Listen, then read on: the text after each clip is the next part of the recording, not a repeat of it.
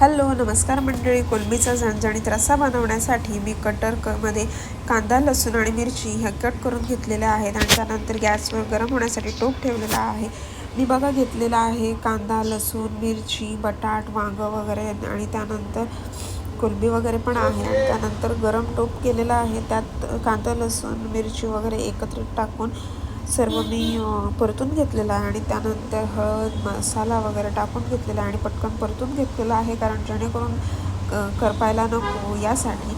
आणि त्यानंतर वरून कोलंबी वगैरे टाकलेली आहे आणि कोलंबी टाकून झाल्यानंतर बटाट टाकला आणि खाडीच्या कोलंबी आहे ही आणि खाडीच्या कोलंबीमध्ये वांगं खूप छान होतं, त्यामुळे मी वांगंसुद्धा टाकलेलं आहे. त्यामध्ये वांगं वगैरे टाकून झाल्यानंतर पुन्हा काळजी घ्यायची की ते लागणार नाही याची. त्यामुळे थोडं पुन्हा पाणी टाकून घेतलेलं आहे आणि जास्त पाणी टाकायचं नाही आहे. थोडा रस्सा टाईप करायचंच आहे. जर जास्त पाणी टाकलं तर खूपच रस्सा होईल आणि खूप ते सर्व पाणी लागेल. त्यामुळे थोडंच पाणी टाकायचं आहे आणि लवकर शिजण्यासाठी मी जास्त टाईम गॅसवर वगैरे ताट ठेवून वरती पाणी वगैरे ठेवते, जेणेकरून लवकर शिजतं.